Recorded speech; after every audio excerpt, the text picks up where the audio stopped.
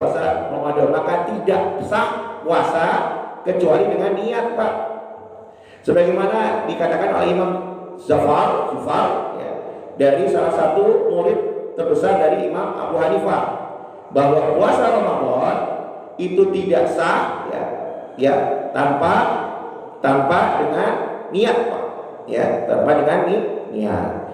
Dan ini juga disahkan oleh 3 mazhab lainnya, Pak. 3 mazhab lainnya, ya. Nah, kemudian bagaimana dengan takyin? Ini penting, Pak. Takyin tahu takyin, Pak? Takyin. Jadi namanya ibadah itu, ibadah makhluk kita misalnya harus menetapkan sesuatu.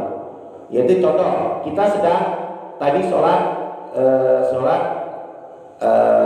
subuh, maka kita harus menetapkan dari hati kita bahwa kita melakukan sholat subuh. Sebagaimana kita berpuasa Ramadan harus menetapkan diri bahwa ini kita sedang berpuasa Ramadan, untuk membedakan dengan puasa-puasa lainnya, dengan membedakan ibadah-ibadah lainnya, namanya takyin. Maka takyin dihukumi wajib. Nah, dalam mazhab Syafi'i takyin itu dikuatkan dengan lisan. Paham ya? Dengan lisan. Takyin itu dalam hati, Pak. Takyin itu di dalam hati. Jadi niat itu kan dalam hati, tapi dikuatkan dalam mazhab kita, mazhab Imam Syafi'i, dengan lisan. Wajib itu, Pak. Ya, jadi para ulama di sini dikatakan bahwa sepakat tentang takyin, Pak.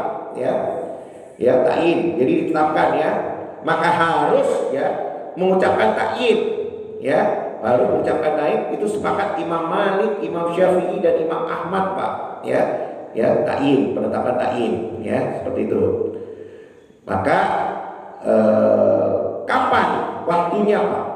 Waktunya faqala Malik, maka berkata Imam Malik wa Syafi'i wa Ahmad, waktunya ya ketika puasa Ramadan itu di antara maghrib, ya, waktu maghrib, Pak, yaitu terbenamnya matahari, hingga tulu'il fajri sani, sehingga waktu subuh, Pak. Jadi 3 mazhab mengatakan, ini penting kita pahami, bahwa puasa Ramadan itu setiap hari harus niat.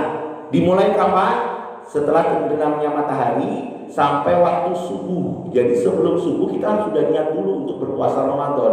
Kalau tidak, maka kita tidak dianggap berpuasa. Ya. Nah, kemudian